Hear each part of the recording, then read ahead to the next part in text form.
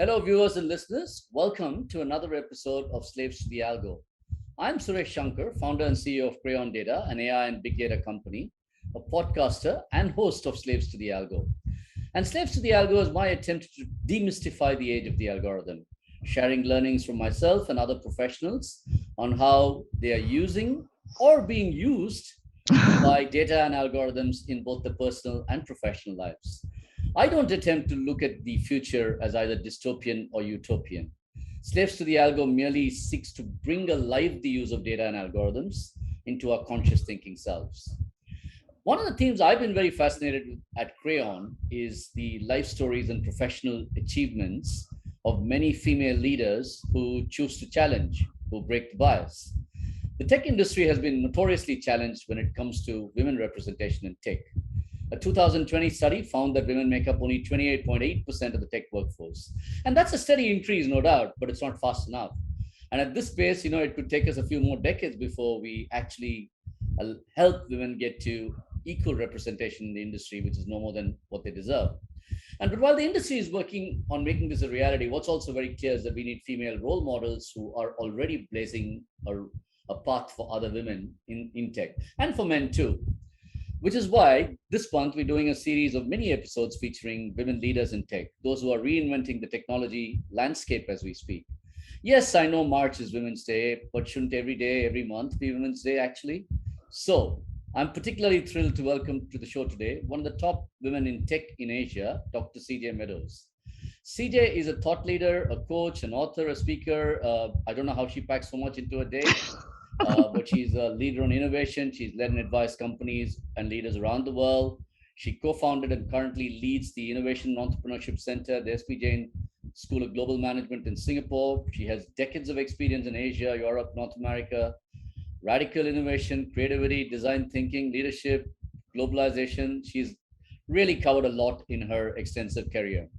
And she stayed very, very abreast of how technology is aiding this revolution in leadership. Welcome to the show, CJ. Thank you so much for letting me be here. CJ, I always like to start by asking a slightly more personal question, right? I mean, we all tend to look at data and algorithms from a professional perspective most of the time, but we're also affected as individuals by this whole development. And beyond the usual, the Amazon makes a great recommendation. Can you share some examples of some way that you've been impacted personally or professionally, positively or negatively, by data algorithms? Any particular examples? Actually, I do have one, and I'm sorry it's not mine. It's a friend of mine in Europe, in France, as a matter of fact. And she had just bought a new car. So excited, she decided to take her two kids on a road trip. And they were going to see a wildlife show and go see some sights and all kind of good stuff. So it was the early days of booking engines. All right. So instead of talking to a travel agent, she went to a booking engine and she typed in where she wanted to go and, various criteria, and she didn't like what she saw and that's expensive and that's not very nice. And she kind of scrolled down and then, ooh, I like that one. So she booked it. All right. So now they get in the car, they have their drinks in hand, they're excited to go, and she types in the address into the GPS. All right. And they go and go and go and go. And then they go some more, and then they go some more and more. And she thought, gee, this is taking awfully long. And they kept going, and they got to a funny little place, she told me, which looked a lot like a shopping mall. She thought, oh, maybe everybody's routed through the shopping area or something, but there's no signs on any of the buildings, and some folks are routed over there, but most people are going this way. And they waved her on. She went, and they found the place. It was lovely. Had a great time, packed up, and decided to go for their big day of wildlife shows and historic sites. All right. So to get there, the GPS took her back through this funny little area that looked like a shopping complex. And again, some people are routed over there, and then they look in the car, and woman and kids, go on. And they had their great day, and she went home so happy. But it bothered her. What was that place? And then she Google mapped it and found that she had gone to Andorra, which is actually a foreign country. And she and her kids had gone in and gone out without any passports or right to be there whatsoever. So, what does this tell us? A, we need to have really good user interfaces to share with the humanoids what kinds of decisions is the AI making and why. Number two, anytime you get something from an AI, you have to ask, did it really answer my question? As a person who loves to shop online, I can tell you for sure, I plug in 5 tech criteria that I want met by this thing that I want to buy. And then I look through all of that the AI engine gave me. None of them meet all 5 because nobody has designed it yet. Still trying to work on that in Crayon, but that's another story.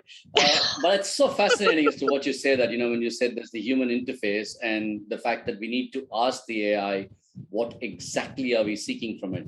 And far too often, I think human beings have gone into this default mode of just saying, hey, I'm going to ask this question, something comes out and I'm going to trust it blindly. Right. And whether it's in news with fake news or recommendations or like, an online shopping or shows. Yeah. And this one behavior that I think this is triggering is that while there's no doubt that all this data and AI has made life more convenient, it's also made us unthinking in a way. Would you agree?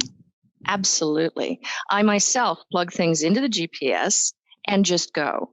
But then again, that's a great luxury for me because I used to be the person who did all the driving and planned all the trips and worked out all the maps and then had to fix the car. So the big question is, what are you willing to give up for that luxury? And what is that luxury enabling you to do or helping you give up? The other question that I think is important to follow on to the story is I was sitting next to a world-leading expert in AI, and I can't remember his name, and if I had an AI chip, I would know. But he said, look, there's 2 things that AI can't say to you, and this can cause big problems. Number 1, it can't say no. And number 2, it can't say, I don't know. And I was astounded that we've built all these incredibly complex machines that cannot say these 2 very simple but incredibly important things. And you and I were just talking about how you and I get involved in this and that and the other and too much stuff to do. It's probably our own bias that has worked its way into the machine.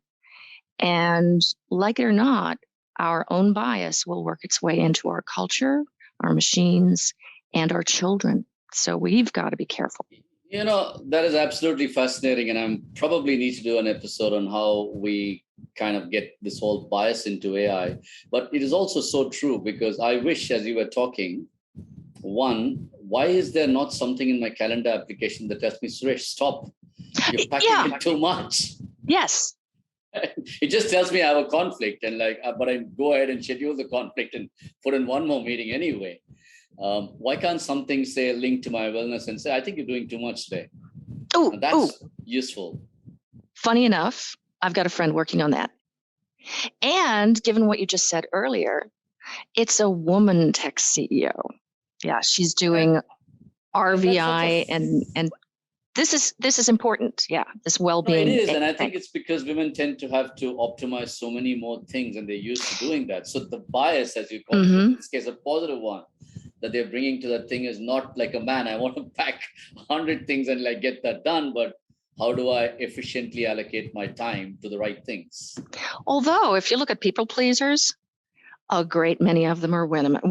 I'm sorry, I don't have a statistic, but don't be biased now.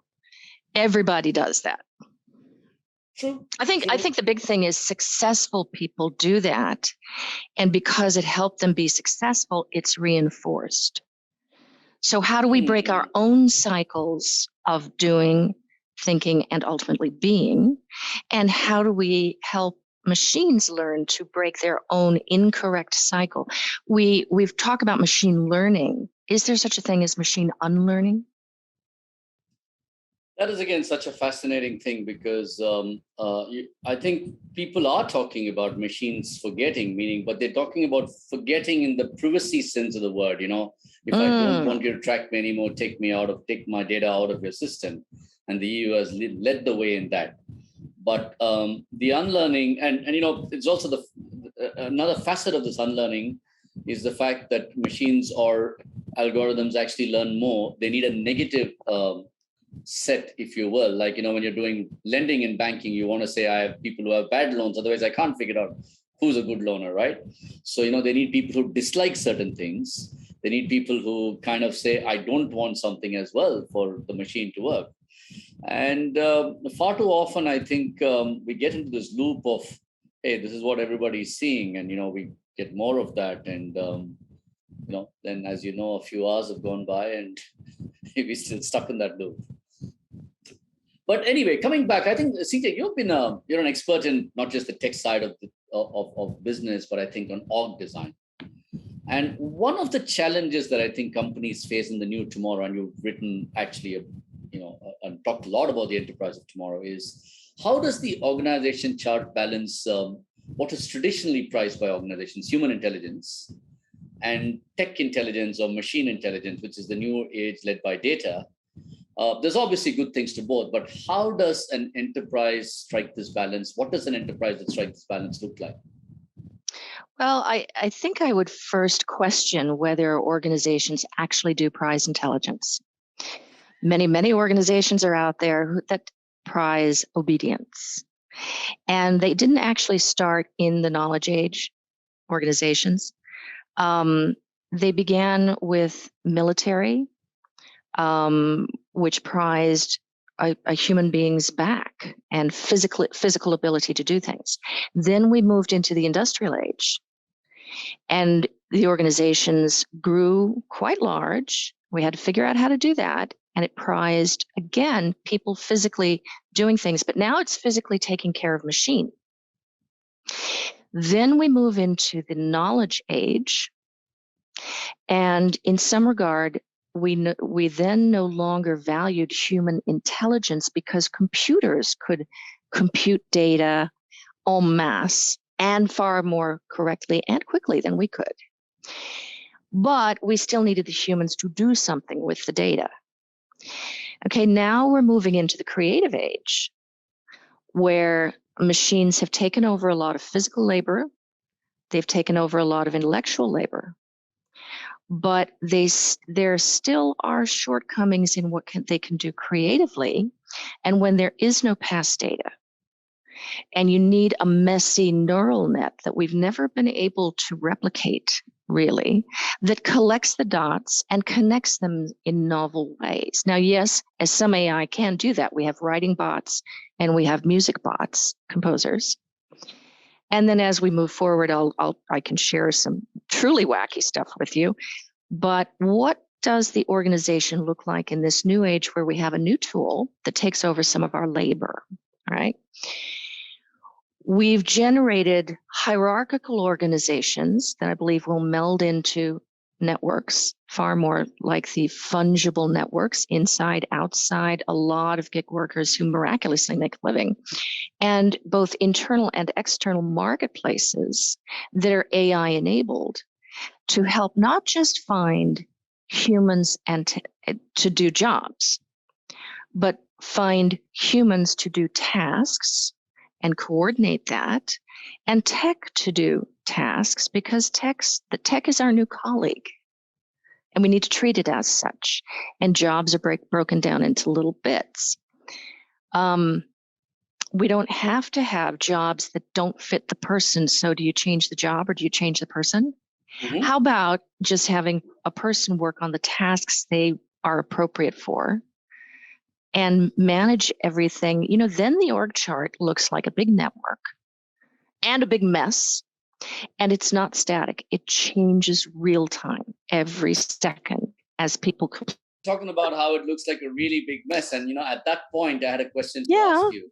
Isn't that really just a description of the human brain? Because it is a big mess. It is a really big mess.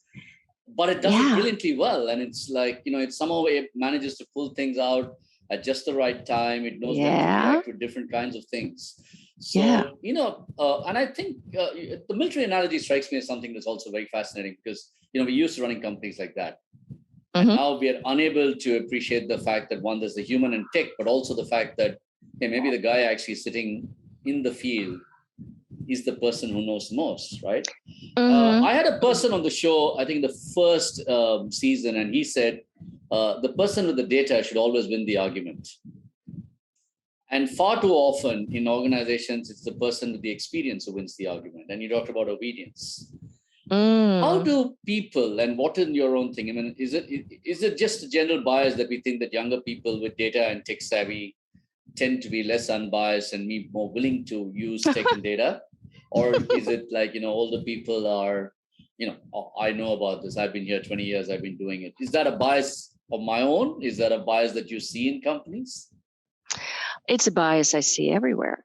I was talking to a tech CEO, another one who's a woman, and she said until she got into tech, she never realized, the moment she opens her mouth, she is dismissed in very subtle but pervasive ways. And she noticed a pattern, a difference. When somebody asks her a direct question, she gives an answer that she's hoping will fulfill that person's need for information, inspiration, whatever they want. And then in tech conferences, she would observe that a question goes to a man, and then he'll come back with whatever the hell he wants to say, maybe related to the question, maybe not. So she learned that sometimes she's going to have to push her own agenda and sometimes fulfill the other person's agenda. But when we're in an age of creativity, where we're trying to understand other people's needs and design solutions for them, you need that empathy. So we're going to see in organizations a lot more network style, which is a feminine style, and a lot more empathy, which is key not only for design and product and service development, but CCL did a marvelous study showing that leaders with more empathy, their business results are better. Absolutely. It's correlated. Absolutely. And I've read about this and I wondered, right? I mean, that also, I think even if you take computer networks or internet networks, the most resilient ones are the ones with the most connected ones because, they don't break down. There is no single point of failure. Yeah. Traditional organizations have multiple single points of failure. Yep. But it's very hard, I think, to kind of get people to think of the organization as a network where the collective wisdom in general far exceeds, an individual's personal experience, right? I mean, and I think this is a bias that I don't know how many decades it's going to take, and you're an expert on this, so I should ask you, how long do you think it'll take before this truly networked organization where knowledge drives the actual decision making rather than any other form of hierarchy? To be honest, I do not trust myself to give you an answer, because what we're doing right now, this virtual interactive thing, this was my doctoral thesis 25 years ago. And I thought it was going to happen back then. But, there's two things I want to share. One is that entrepreneurs and innovators love opportunity and the excitement of the new, and they'll go out and do that thing.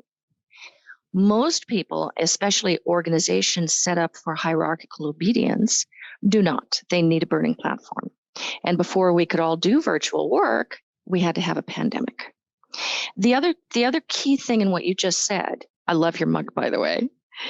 The key thing in what you just said is wisdom. So an organization at its best operates as a group brain, as a design thinking team does, as any team, and an organization is a team of teams.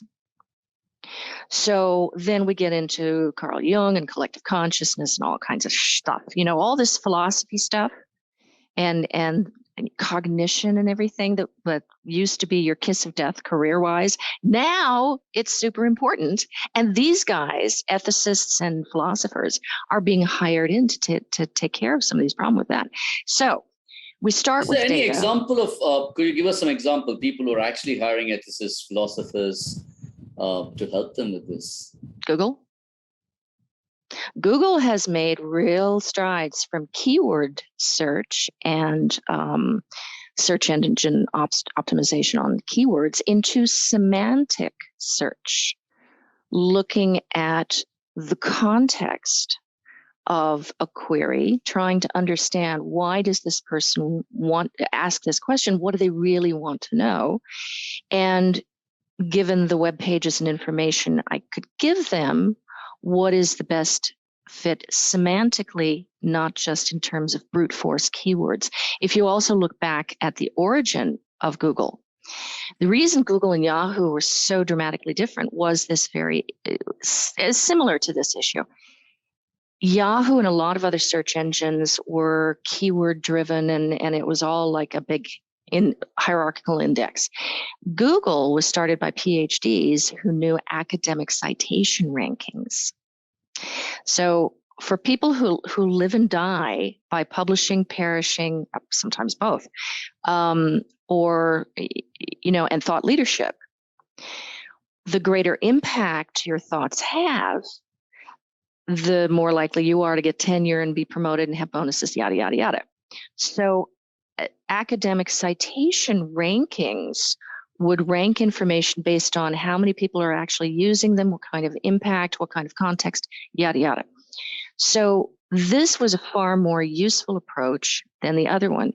But what you have to do is you have to get pretty deep into how things actually work to understand why they work, how to game them and work them, and how to fix them if they're kind of broken.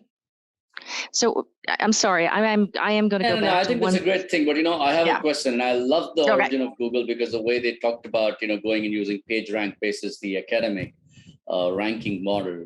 I think it's a company that's lost its way completely. Look at you go and fire in a Google search and you get 7 ads. This is the classic case where the business model has taken over all ethical approaches to finding information. And that's probably a topic in itself. And I don't want to kind of go there because there is so much that Google could be doing. And I always ask the question, if Google knows so much, why do they have to give me even so many results? Why is the top 5 results not literally give me the answer? But increasingly, I find that a lot of AI companies, and this goes back to ethics of this, the business model is overtaking the actual use of the data for doing something useful to you. And certainly in other cases, not in search, but you take Google Maps and your other things, I can see where that is leading. But I'm going to come back to this idea, you mentioned something earlier about the human being has to do look at it as a set of tasks that are done better by machines and better by humans. But where do you kind of draw the line and who draws that line, right? Because, for example, sometimes, personal conversation, I'm talking to a senior business leader. I said, this is the data, this is what the model shows. And he says, no, but I've been doing this. And I say, and what will happen to my team? And I say, listen, let the machine do what the machine is good doing, because machines learn backwards, as one of the guests on my show said. But I said, it frees you as a human being to imagine forwards because a machine can't imagine forward. And so where do you draw this line? How do you decide what is better done by a machine, what's better done by a human in an organization? Well, I think one of the things that you've got to realize, you already have realized, you are advising the person who makes that decision. So we've already established who our leaders are and who's going to make that decision. It does come down to data, information, knowledge, judgment, and wisdom. And you had mentioned the wisdom aspect earlier. So the machines are really good at data. They're good at information. AI is actually pretty good at knowledge, but that's where we start to get into human territory, judgment, and ultimately wisdom, that we don't trust anyone else, i.e. our own tech, to make those decisions. Now, if you look at, videos like Humans Need Not Apply, that predicts that shows us that 45% of jobs could be done by a machine. But then go back to an analogous example, the ATM. ATMs were supposed to replace tellers. And how many tellers do we have now? More than ever. Why? Because it's not the same job. Tellers now are people who help you solve your problems and help you connect with the company in ways that are useful to you, the customer. So what we're going to see, I believe, is not that the tech is going to take over our jobs. It will take over tasks. And not only do we still need the humans to collaborate with the technology, but the humans also can now be freed up to find new needs, design new solutions, and implement them. So why hold people back? That is absolutely true. It's just going to take a little bit of a mental switch for people to learn to trust the data and the algorithm, and a second mental switch, if you will, which is probably an even bigger step, to say, this is not a threat to me, it can be an aid to me, don't you think? Absolutely.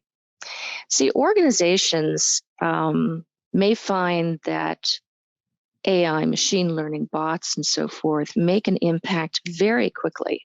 And leaders are actually concerned about this, and they are mapping today's workforce, tomorrow's workforce, funny enough, using computers, and making the roadmap to get there, because they realize that just firing all of today's workers and trying to hire in people isn't going to work.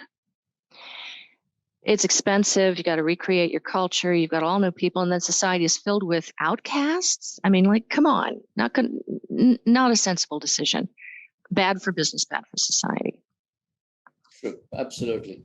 And coming back to this idea about AI ethics and I think philosophers, if you will. For me, this is a fascinating thing, because it's obvious that organizations of all kinds pour up a lot of your data. They're able to buy or access other parts of data. They're able to put these together to form patterns about it. But really speaking, you have typically a HR and a people thing, but then you have a values person in a company who says, these are the values that I will hold dear, and I will use everything to shape the policy. And AI ethicist's job seems to be that, I will shape the policies in the way in which data and AI can be used to make lives of various stakeholders, whether they be your employees or your consumers, better. But do you think, or are you seeing examples of people saying, like, we all now have a chief data officer, chief digital officer, are you going to have a chief AI ethics officer of some kind in companies? Or a lot of companies do. Yeah, a lot of companies do. And what happens with bias is that you just said it. Data looks backward, people imagine forward. Bias is a thing of looking backward. So we need people to actively be looking forward, combating the bias by exploring the new and by deeply understanding. I mean, one of the biggest biases I haven't even mentioned yet. Why is a gray-haired guy talking to a gray-haired woman about advanced technologies? Aren't we dinosaurs? What the hell would we know about it? Yeah, you wouldn't believe how many times somebody sees me with my phone and it's just being a little slow, and they come over and say, "Oh, may I help you, ma'am?" I'm like, "No, bloody get away. I've been programming these things since the Defense Department in 1987. Come on." So I've helped that person to explore something new. But you're right, and I think so much of that is a bias. And I'm going to go back to a different point about the bias, right? You were making one, which is that that people tend to look at somebody, whether it's a woman, an older person, a younger person, a person just dresses badly with a hoodie and assumes they know something about tech. But the question I have is, breaking the bias can be both good and bad. It can be good because sometimes we tend to be biased and overweight our experiences and not look at the data. So the data can help correct the bias. But equally, data can lead to fostering a bias, right? Like a lot of lending decisions because they're based on past lending, or purchase decisions because they're based on past purchase behavior. So actually, even the issue of what is the bias is a pretty deep topic, don't you think? Absolutely. One of the things that banks struggle with is, and this happened long ago in the U.S. They would make decisions partly based on your postal code, and then whoopsie-doo, that's highly correlated with your race. So, what do we do about that? And how do we find new ways to predict who's a good person to lend to and who's not? And one of the ways that we've come up with is social media and tracking phone data. One of the things you do in emerging economies where people don't have credit histories yet you want to get in at the base of the market is you track phone calls and phone activity. Does this person appear to have regular sleeping patterns? You might track communication with gas propane sellers. If somebody's ordering gas propane, they probably are cooking at home. You track what they do on social media and see how they look, and try to correlate some of the indicators you think there might be with how people behave, and then make future predictions based on that. But again, the human's still in there deciding what data to track, where to point the algorithm. Either we've got our hands in the algorithm or we have our hands in the data, setting the data set for the algorithm and the machine learning to go through. There's no way to get away from bias altogether, but we do have at least an awareness to try. That's the thing that saves us. And I had Ian Miles on the show. You might know Ian a couple of seasons ago, and he talked about how we're going to get explainable AI. And the fascinating example that we talked about, CJ, was the idea that in the 70s, which not a lot of our listeners might be aware of, there used to be no labels on food or on drugs even. Yeah. And today you wouldn't buy it. You may not always read it, but you wouldn't buy something that didn't carry the label. And he says every piece of code is going to come with a label eventually that says, how did the AI break this up and arrive at the decision? Do you see that day coming closer, or do you think it's still far in the future? I actually have already seen someone talk about blockchain for fruit. I swear to God that this is true. Putting labels on every individual piece of fruit so that it's sustainable fruit, responsibly sourced, and you can see who is the person who picked your fruit, who is the person who grew your fruit. So we can already do things like that. But the question is, should we? Is it useful? Are we filling our data coffers with junk? And that comes back to your idea of forgetting. If we're creating a big mess out of data the way we jettison so much junk into space, at some point in time, is it all going to fill up and we need to clean our act up? Absolutely. You can already see that in the rising cost of practically everything that you do in tech today. But I'm going to go on from the tech and the data and the bias aspect to another area, CJ, that is fascinating. You're a pioneer in design thinking, using the right brain to reimagine things from a user perspective. And typically, if you look at the way people are using data and AI, they're also talking about using data and AI to create better journeys. And as you sit in between these two worlds, my question to you is, do you see them complementing or conflicting each other, and how? Actually, I'm glad you brought up the brain, because it isn't just the right brain you use. What you want is a whole brain team. The right brain, the left brain, so you get creative and logical. Also the top brain. Oh, you want a no-brain person like me. I mean, I'm completely If you're all heart, you're useful too, because you make a whole brain team. You could be the glue. And then the bottom brain, part of our brains, is the seat of emotion and action. So you want all of these different styles. I think one of the things we've got to put in as well is the tech brain, so that we have truly diverse design thinking teams. So the tech currently, what it can do is point out anomalies, extremes, things that we can investigate. But it isn't necessarily good at investigating. It hasn't progressed from the days of Pampers Bear. Do you know that old story? Yep. Got it. Yeah. So, we still need the humans to go and investigate, ask the questions, and think forward. But the AI team member can be a fantastic resource for identifying lead users. And we go find out how does that happen and why. The extremes, people who really hate your product and really love your product, they can teach you more about your product than you ever dreamed possible. And they do it quick. So your AI can help you find them. But for analogies, analogous situations for fresh ideas, like emergency rooms and the Formula One pit crew, that's still a human thinking kind of thing. Mm-hmm. And could you explain that emergency room Formula One and why it's human thinking? I mean, it's fascinating.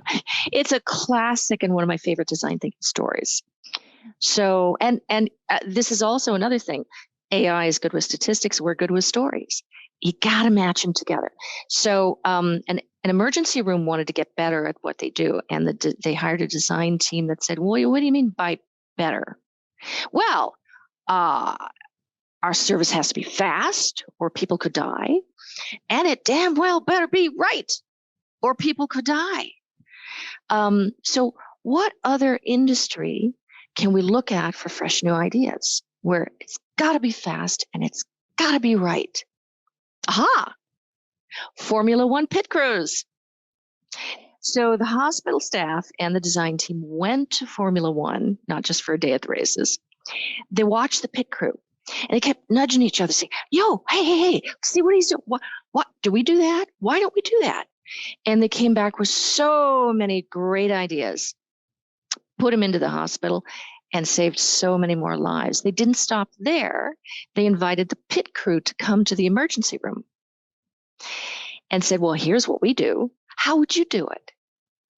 So it's these kinds of lateral connections that can help you to create radical new value.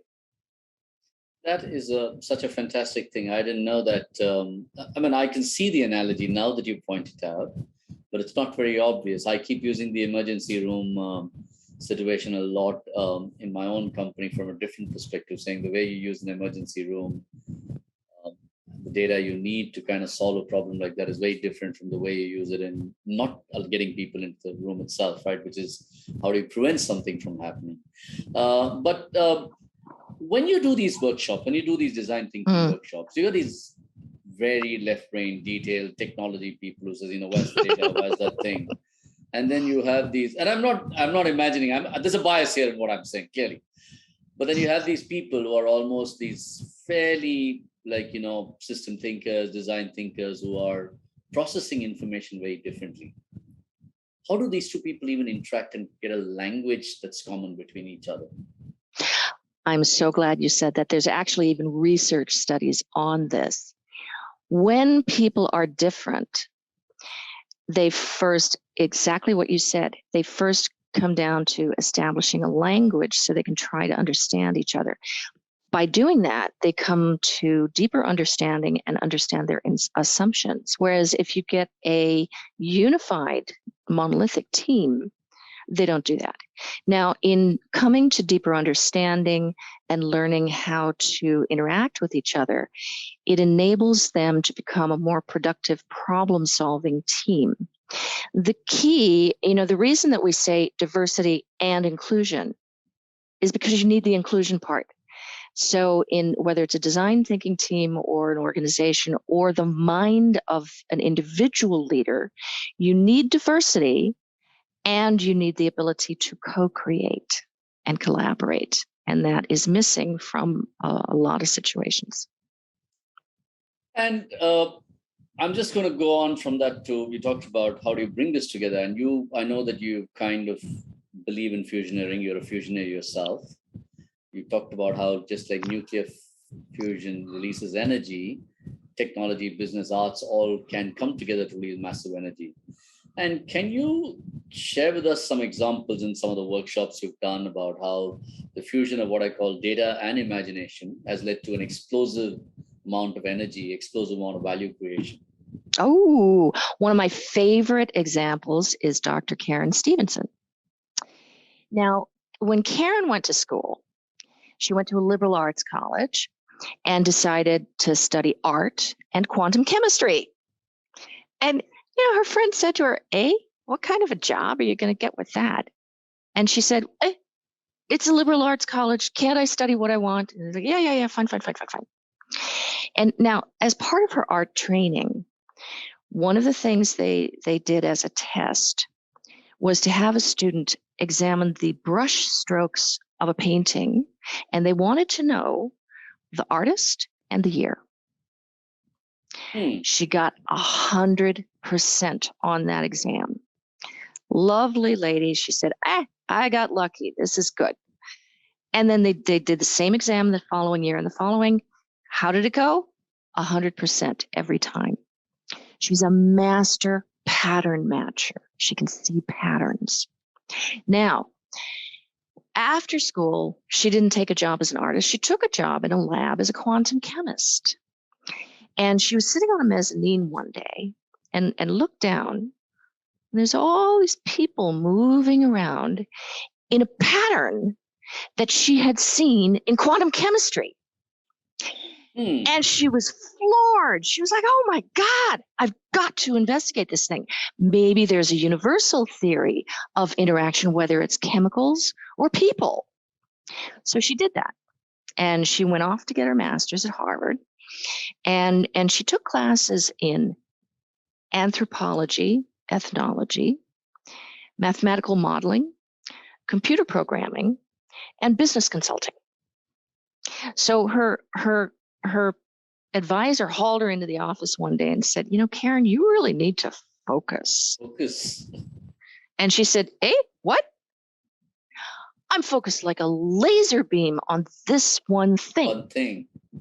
I'm just drawing from different disciplines to address it. So what she did was she came up with a new way to mathematically model human interaction. And she had to create some of the mathematics in order to do that. She was then brought in when the AIDS crisis occurred to ground zero. And she was told, look, we don't know how this thing spreads. We don't know where it started. We don't know what's going on. Can you model it and help? And she did. Many, like 35 years later, she's still doing this kind of modeling of humans. And it found its way into her friend Malcolm Gladwell's The Tipping Point. Yep. With mavens and gatekeepers and all that kind of stuff. She does work with companies like Merrill Lynch that say, look, we can promote people and keep them based on meeting KPIs. But if we let go some of these important people who contribute to others' success, we're screwed. We want to make sure we know who are the important people and make sure they're taken care of and kept. So it's relevant for HR. Now it's relevant for big data, cybersecurity, international security, and much more. So would an AI have been able to pattern match and get the artist and the year? We could probably train an AI to do that, yes. Would the AI have seen that pattern in a mezzanine and created a company that's been called by CIO Magazine one of the 100 most innovative firms in the world? Probably not. And it's kind of really, really interesting. Such a fascinating story.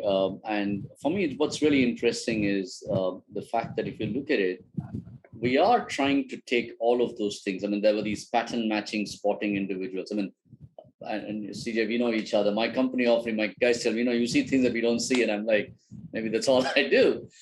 But what I keep telling them is it's there in the data. It's there if you really go on and look at it, except that maybe I'm looking at this differently. But increasingly, when I look at it, there are now firms that are saying I can predict whether a startup will do well, what this piece of art is. I just read this morning about a new robot that's been built that can paint. It's called Ida, after Ada, and it's just been apparently can do it brilliantly, and it has some really great questions. My question, however, is that as we do this stuff, there's also a different thing that's happening is that our brains are getting rewired. And I don't know for good or bad. For example, and I'm sure you know this, when we were young, remembering a fact was a big thing. How many capital cities do you know in the world? Now, who cares? You just Google it, right? So, but I'm sure the amount of space that's being freed up in the brain is leading to other things that the brain can be used for. I don't know whether this is good or bad, but I do believe that there's a whole amount of rewiring going in as we now start to take some of these patterns that we see and start putting into programs. I don't know whether you're seeing this in companies, but how do you recreate the mind of Karen Stevenson into a computer program? Is, I think, a big issue that you're going to face. One of the things that I heard from another tech founder is, I wish I had worked on my character and self-enlightenment before starting my company, because now I see all my character flaws embedded in my company. That's so true. Isn't it? So I think what we're going to find is that our own character flaws are going to be embedded in our companies, our data sets, our AI, our children, our cultures, everything. But again, it's not necessary. I don't think it's necessary. I don't think it's realistic to try to eliminate them all. I think it is important to try. And it is the journey of trying that makes all the difference, because then you create systems that can grow. Absolutely. And that's such a wonderful thing. And Celia, we could keep talking. I have more questions for you, but I'm going to come back and do one more episode, perhaps focused on, a couple of industries and things that you're doing. But I do want to kind of end with this one thought. You're a tech innovator, you're a business thinker and a design thinker, you're a woman. What is an example of a bias that you see in this year when the whole theme is break the bias? What is a bias that you'd like to break? How are you breaking it? That's a good one that wasn't on your list. You must always surprise people and make them think surprises are good. I think one of the biases that we need to break is that personal and professional are different, that you have a home life and a work life, and they're not both your life. We need to be reintegrating more of ourselves and bring our entire selves to work. As Gary Hamel said, bring your whole heart to work, bring your whole self to work. And if we integrate better and diversify not only our workplaces and employee pools, but diversify our own minds, who knows what we can create. Absolutely. And that's such a lovely thing that, a bias that we have towards personal and professional work and home. And we made a great stride towards that in the pandemic, haven't we? Because it needed that completely, bad event to make us realize, it's normal. I've had podcasts where children appear, babies appear, and, no one says it's not professional anymore. Exactly. We went be in your home. I shouldn't be. I don't have a right to be in your home if you really look at it. But we're all in each other's homes. Everybody's. People talk about working from home. Other people talked about living at work. Exactly. But don't forget that we are interconnected and vulnerable now in a way that in human history we never have been before. And we are facing crises that are more frequent and more widespread. And this shouldn't be in your home thing started with television, when the Kennedy assassination and the Vietnam War were televised in people's homes. It made faraway things personal and real. And when things become real and personal, then we get up off our butts and make the world better. Yeah, But there is one thing that I would personally face, and I just want to share that it's really not about AI or data, but I have now find that in this whole blurring that happened during the pandemic, in a way, I guess as an entrepreneur, and you're one too in some ways, your life is already integrated. But I found that it had over blurred. Everything was Ah, going into yes, one another. right. And so now I'm actually welcoming the transition period. I'm now realizing at the end of this episode, I'm going to go and take a taxi and go to the office. And those transition moments are also important moments because it's not like a boundary, but it's like I use the word transition for that reason. It helps you pass from one state of mind. And sometimes I think one of the things that happened in the pandemic is that it just everything blurred into one thing after the other. One of Sorry. Sorry. Go ahead. One of the things that people have really struggled with, who have never worked from home, is that the whole separation thing and the culture of a workplace, they had to replicate themselves when in a workplace it's already been done for you. Oh, sorry, can't talk, honey. I'm at work, or I'm in a meeting, or what have you. Try sitting in your living room and do that. So we have needed, all of us, the ability to set boundaries and create culture, even in our own homes. And when you gain those abilities, you have gained very big bricks in the wall of leadership. And we all need to become leadership, because in a network, different leaders will emerge. Exactly. Leaders will emerge as they're needed. So be prepared.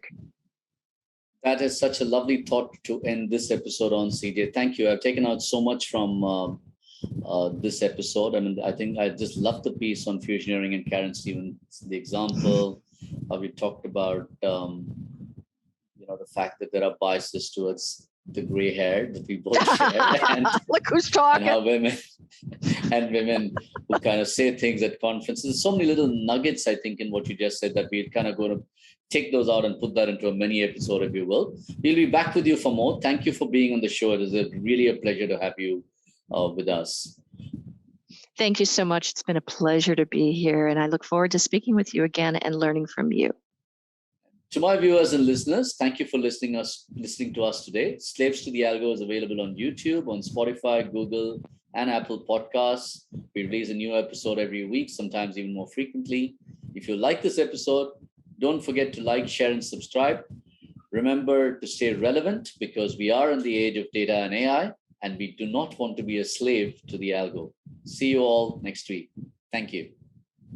Thank you.